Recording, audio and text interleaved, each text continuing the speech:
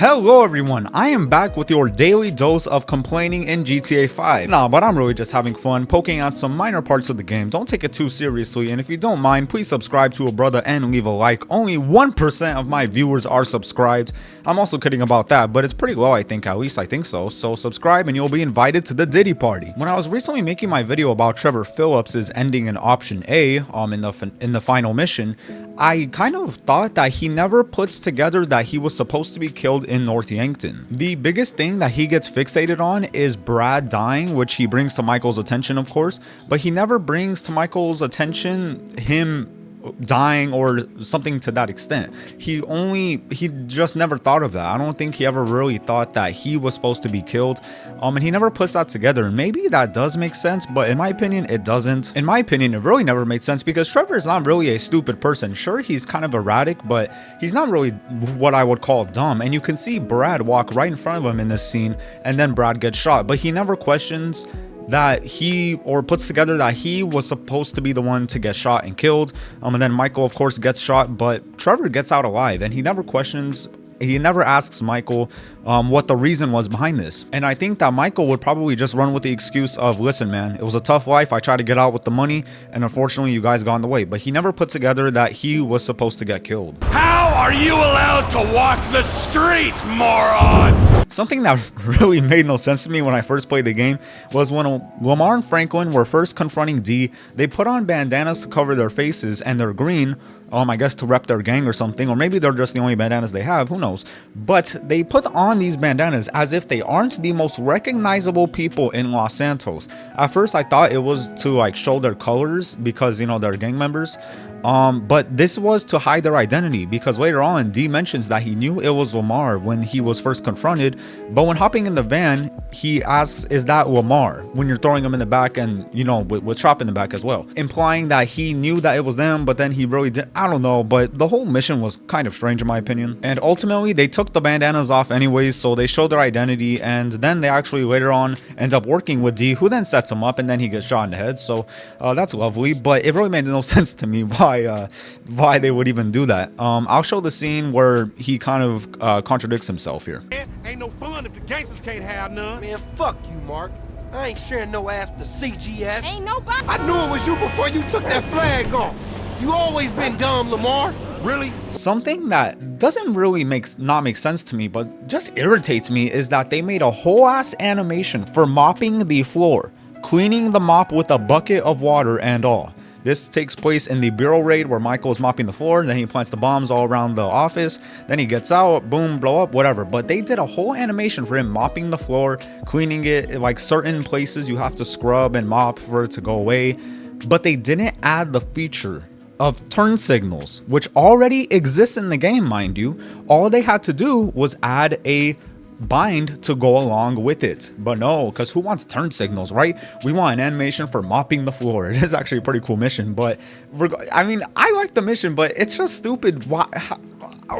Next up we have the bureau raid.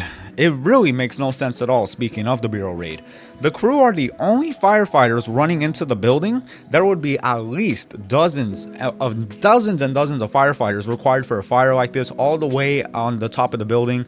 I mean, there will not just be one fire engine, one crew going up there. That would not happen. You would need multiple teams and really coordinate this. We unfortunately saw this when 9/11 happened. There wasn't just one fire truck that went up there, a bunch of them went up there, and that would exactly happen here as well. Also, an attack of this caliber would be classified as a terrorist level threat. This would have been the end of the crew as we knew them, as it would have taken probably less than a week for all of them to be busted, arrested, or killed, because Michael shows his face whenever he's mopping the floor, and he's on camera doing that, and then the feds could get him, try to crack him, make him snitch, and then snitch on the crew.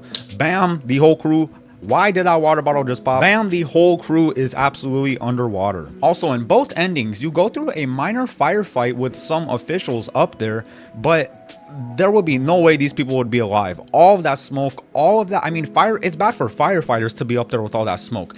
You would be absolutely dead if you were these agents. They would have been dead quicker than Drake arriving at the kid's birthday party. And these dudes are just in some suits and a tie. My ass with asthma would have been dead in 1 nanosecond, but let's just move on. In Fresh Meat, Michael hangs upside down for a solid minute and goes back to shooting people and walking around like absolutely nothing. Bro's brain would have been absolutely full of blood and would need to see a doctor ASAP. There will be no way he could just stand and shoot, go back to normal, fight off these people, go back home.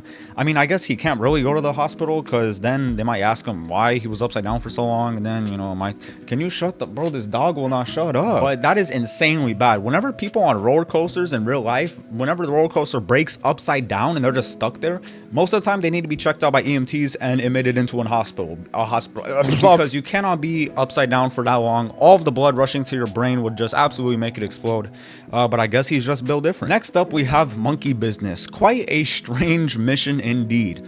First, we got Steve Haines shooting himself in the leg. In the video game, Mr. YouTube, if you're watching, please don't demonetize me because you keep on doing it when I mention stuff in a video game. Well, anyways, I don't know why he did that because he would have walked free either way.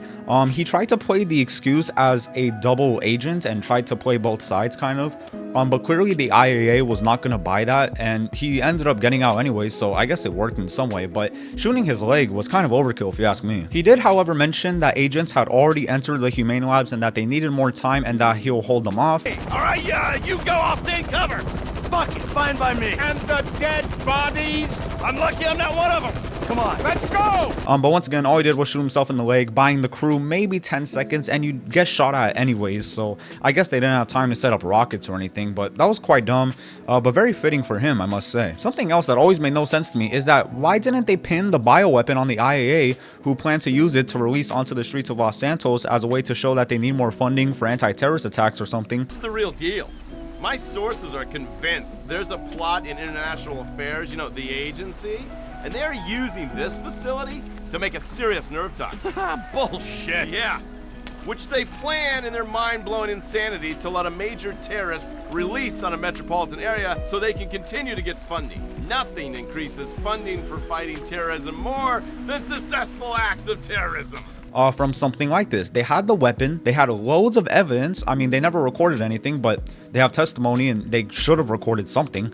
I guess in the facility there would be, but it probably got wiped anyways. But they never pin it on the IAA, who continues to operate like normal after this. The two agencies are kind of at each other's throats all the time, and you would suspect the FIB to want to pin this on them because they could finally get them for once. But they end up just walking free, like Diddy hopefully will. Nah, I'm just kidding. Also, in the early parts of the mission, they use non-lethal shots, but then switch to lethal during the second half. So I don't really get that. They could have just used suppressors and it would have worked fine. Also, their non-lethal is just a taser. So in about 30 seconds, all the people they tased would be back up just fine and shooting them again. But it kind of, I don't know, I understand they don't want to kill the, scientists who are just doing their job or whatever. I guess they are working for a corrupt agency, but I mean, never made sense to me at all. Finally, when putting the crate down with the toxins in it from the cargo bob, they just throw it on the trailer like nothing. Like, bruh, if that were to hit that like it, the world would absolutely, oh my god. And by the book, when you do some things to Mr. K that I'm not gonna say because I'm not trying to get demonetized, you got to do that 3 times to get all the info out of him. And all I'm saying is he a better man than me, because let me say, I would have told you their social security number, their mother's current address, and what elementary school they attended at the first sight of the jerry can, wrench, and other assortment of tools. I'm not gonna, nah, as soon as he even sparks those, nope, I'm not doing that. I'm not doing that. Telling you whatever, I'm cracking, I'm spilling, I'm snitching, whatever. Call me whatever you want. Sweet Jesus. And that is everyone. Thank you so much for watching this video. Please leave a like and subscribe because the YouTube algorithm has been kind of tripping lately. So I would greatly appreciate that. And also maybe consider being a channel member like my dog Byron here. All you have to do is subscribe, and then it will be replaced by a button that says join. Click it for more details, and that's all, gang. Have a great day, or night, or evening, or wherever you are. I don't know what time it is on Mars. And I'll see you all later. Goodbye.